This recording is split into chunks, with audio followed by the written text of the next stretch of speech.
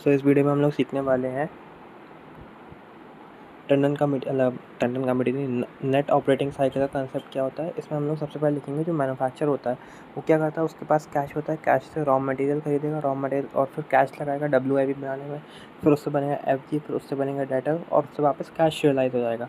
तो ये मैन्युफैक्चरर की स्टेज होगी। और वहीं हम लोग ट्रेडर की बात करें तो क्या होता है, ट्रेडर कैश लगाएगा, फिनिश गुड्स खरीदेगा, डेटर्स बनेंगे और वापस कैश रिसीव हो जाएगा।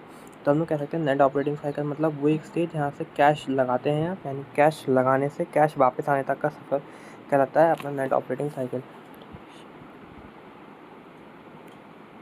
और ये इसकी इंग्लिश वाली definition, duration in which cash introduce in business operations comes out from the business. ये होगा पहला पॉइंट। अब देखो इतना आता है, हमको समझना है कि स्टेटमेंट ऑफ ऑपरेटिंग साइकिल कैसे बनती है। पहले हमको ये चीज़ समझनी है, जो ऑपरेटिंग साइकिल होती है वो कोई अमाउंट से रिलेटेड चीज़ नहीं है कि इसमें इतना अमाउंट जाएगा कॉलम्स में, मतलब ये स्टेटमेंट में इतना अमाउंट जाएगा, इस पॉइंट के सामने इतना अमाउंट जाएगा। नहीं, हमें ये नहीं समझना। स्टेटमेंट बनती है आपको ये दिखाने के लिए कि कितने कितने दिन लगने वाले हैं हर एक चीज़ में। फॉर एग्जांपल RM का पीरियड क्या, RM का अमाउंट नहीं, वैसे WIP का पीरियड, वैसे FG का, वैसे डेटर का। इससे अगर हम इन तीनों का पीरियड ऐड कर दें तो यानी हमारे जितने भी करंट एसेट हो गए, इन करंट एसेट के पीरियड को ऐड कर देंगे तो हो जाएगा ग्रॉस ऑपरेटिंग साइकिल। उसमें से माइनस कर देंगे क्रेडिटर हमको कितना पीरियड दे रहे हैं तो उससे आ जाएगा नेट ऑपरेटिंग साइकिल। अब number of net operating cycle की बात करें जाए तो मतलब एक साल में होते हैं 365 डेज़। 365 का आप डिवाइड कर दो कि एक NOC का कितना पीरियड जा रहा है, तो आपको रफली का आइडिया लग जाएगा कि अपन कितनी बार ये पैसा रियलाइज़ कर पा रहे हैं। ठीक है, ये हो जाएगा। फिर हम लोग बात करेंगे वर्किंग कैपिटल एस्टिमेशन कैसे करेंगे। फिर अपन लोग अगर बात करेंगे कि वर्किंग कैपिटल एस्टिमेशन क्या होता है, तो इसमें कुछ नहीं करना कि हम वर्किंग कैपिटल एस्टिमेशन यानी हमको कितना अमाउंट इसमें लग रहा है।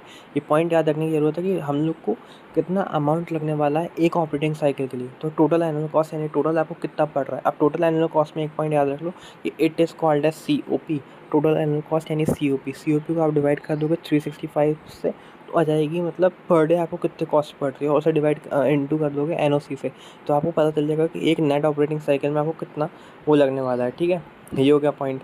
फिर PTR है, ये एवरेज रॉ मटेरियल स्टॉक नहीं, इधर आप एवरेज स्टॉक ले लो। ये एवरेज स्टॉक बहुत इंपॉर्टेंट पॉइंट है। तो एवरेज स्टॉक कितना हो जाएगा, annual raw material consumed upon 365 divide by 52 और 12, आप कुछ भी कर लो। इसे हम ऐसे समझ सकते हो कि एवरेज RM स्टॉक भी नहीं हो सकता है, एवरेज WIP स्टॉक भी हो सकता है, एवरेज FG स्टॉक भी हो सकता है। तो अभी ऐसे समझ लें एवरेज स्टॉक होगा तो कितना होगा, जो भी आपने एनुअल कंजम्पशन किया है डिवाइड कर दो उसे 365, 52 और 12 से, इंटू कर दो एवरेज स्टॉक पीरियड, तो हमें पता चल जाएगा कि एक पीरियड के लिए हमें कितना स्टॉक चाहिए पड़ेगा। और इसके सारे PTRs हैं, आप खुद देख लो, उसमें कुछ ऐसा है नहीं। अब हम लोग पढ़ेंगे यहाँ जैसा। ठीक है, अब जो एवरेज रॉ मटेरियल स्टॉक है उसे हम लोग फाइंड कर सकते हैं दो तरीक़ों से। पहला तरीका तो ये हो गया कि हमने जो यहाँ पे पढ़ा हुआ है, क्या पढ़ा हुआ है कि average raw material stock divide by annual raw material consumption upon 365/12। तो इसको कैसे इंटरप्रेट कैसे करना है कि मान लो एवरेज रॉ मटेरियल स्टॉक क्या होगा, average raw material stock divide by एक दिन का कंजम्पशन क्या है। एक दिन का कंजम्पशन कैसे आएगा, एनुअल कंजम्पशन डिवाइड बाय 365। अब इसमें मैं ऐसा समझा नहीं पा रहा, प्रॉब्लम हो रही है तो ऐसे ही सब पढ़ ले क्या क्या होने वाला है, बाकी तरीके फिर बाद में तू समझ जाएगा क्वेश्चन करके।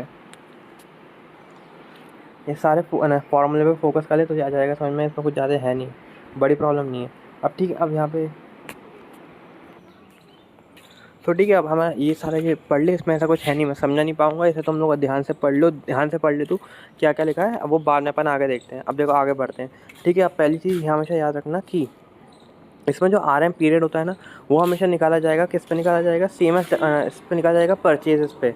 ये पॉइंट याद रख ले, क्योंकि इधर इधर थोड़ा चेंजेस है। इधर जो हम लोग तरीका करते थे WC एस्टिमेशन वाला, वो नहीं लग रहा। तो हम लोग जब RM पीरियड, जो पीरियड की बात करें ना, टाइम की बात करें, तो ये टाइम पीरियड किस पे निकाला जाता है, मटेरियल परचेज पे। WIP पीरियड यानी ये निकाला जाएगा कॉस्ट ऑफ प्रोडक्शन पे, ना कि WC एस्टिमेशन की तरह तू किस पे निकाला करता था, अपन निकाला करते हैं रॉ मटेरियल कंज्यूम पे निकालते हैं, वो नहीं करना। इधर निकालना है COP पे। और FG किस पे निकालेंगे, COGS पे। इसके लिए हम लोग को ज़रूरत पड़ेगी क्वेश्चन 12 की। तो सबसे पहले हम लोग वो देखेंगे क्वेश्चन 12 कैसे करना है। तो देख, सबसे पहले क्या करना है इन्होंने, ये क्वेश्चन 12 का सॉल्यूशन है। सबसे पहले सर ने क्या निकाला, एवरेज स्टॉक निकाल। देख, सर ने हर जगह निकाला है average RM stock, average WIP stock, average FG stock, ये सबसे पहले निकालना है। तो हमारी एक चीज़ हो गई, एवरेज RM स्टॉक हो गया। अब हमको निकालना है वैल्यूज़ निकालनी, जो कि डिनोमिनेटर में आने वाली है। डिनोमिनेटर में कौन सी आने वाली है, देख ना, वेजेस के लिए आएंगी रॉ मटेरियल कंज्यूम। तो अपन ने निकाल लिया क्वेश्चन 12 में देखिए रॉ मटेरियल कंज्यूम हो गया 45 प्लस मतलब opening plus purchase minus closing करके 380 आ गया। तो रॉ मटेरियल पीरियड क्या हो गया, ये हमारा एवरेज स्टॉक था divide by raw material consumed into 365। दूसरा हो गया अपन ने एवरेज एवरेज डब्ल्यू निकाला, उसका हमने किस में वैल्यू करना था, सी ओ पी में वैल्यू करना था। तो 43 डिवाइड बाई 450 इंटू 365, तो ये आ गया एवरेज डब्ल्यू। फिर हमने एवरेज स्टॉक निकाला, फिनिश गुड्स का स्टॉक निकाला, उसका हमको वैल्यू करना था, किस पे करना था मैं भूल गया यार, सी ओ जी एस पे करना था। ठीक है, तो सी ओ जी एस क्या हो जाएगा, ये हो जाएगा सी ओ जी एस हो गया 525 इंटू 365 कर देंगे तो ये हमारा सी ओ जी एस का वो आ गया, सी ओ जी एस की वैल्यू आ गई है। फिर वही हम लोग डाटास निकालेंगे, डाटास को भी हमको एवरेज पे बेस करना है, एवरेज हमने निकाला और डाटास को हम लोग निकालते हैं क्रेडिट पीरियड पे, क्यों ना हम लोगों ने क्रेडिट पीरियड कितना दिया है। ठीक है, इंटू 365 कर लेंगे तो अपने ये सारे डेज आ जाएंगे। ठीक है, फिर क्रेडिटर्स का एवरेज पीरियड कितना क्रेडिटर्स का निकालेंगे तो वो 400 पे आएगा। 400 क्यों, क्योंकि हम दिखा रहा है कि परचेजेस ऑन क्रेडिट, और परचेज ऑन क्रेडिट को बेस पे हम लोग निकालेंगे और बाकी पूरा सोल्यूशन ये रहा। ये सारी वैल्यू हो जाएंगी ग्रॉस कैरिंग वैल्यू डेटर्स तक, और माइनस कर देंगे क्रेडिटर्स, तो हो जाएगा नेट ऑपरेटिंग साइकिल। अभी क्वेश्चन नंबर ये तो था, ये था 11 12 13 12, ये 11 था तो अगर ये 12 होगा, फिर अगर ये 11 था तो ये 10 है, और अगर वो 10 था तो ये 9 होगा। ठीक है, तो एफ जी पीरियड कितना है, एफ जी पीरियड है 40,000 डिवाइड बाई 8L इंटू 360, 18 आ गया। डेटर्स पीरियड, डेटर्स कितने टाइम में पैसा दे देंगे, तो 45 दिन में डेटर्स दे देंगे पैसे। ये रहा, ये था क्वेश्चन, ये रहा। देख लें यहाँ पे क्या लिखा है कि 50,000 मतलब हमारे आर एम स्टॉक की वैल्यू थी, डिवाइड बाई 6L अपॉन 365, ये बता रहा है कि आपको कितना, सो ये मतलब ये अपने 6L डिवाइड बाई 365 ये हमको बता रहा है कि एक दिन में हमारा कितना कंजम्पशन हो जाता है। तो ये 50,000 है, ये हमारे कब तक चल जाएंगे, यहाँ लिखा है ना, ये वाला पॉइंट यहीं पे है कि 50,000 हमारे पास रहेंगे आमतौर पे। तो ये 6L डिवाइड बाई 365 ये बता देगा ये 50,000 कितने दिनों तक चल रहे हैं। उसको हम लोग तो उससे वैल्यू आएगी वो 30 आ जाएगी। तो ऐसे सारे ऐड कर देना, बाकी इसमें कुछ नहीं है, ये सारे फार्मूले वार्मूले पढ़ लेना, बाकी सब हो जाएगा, इसमें ऐसा कुछ है ही नहीं।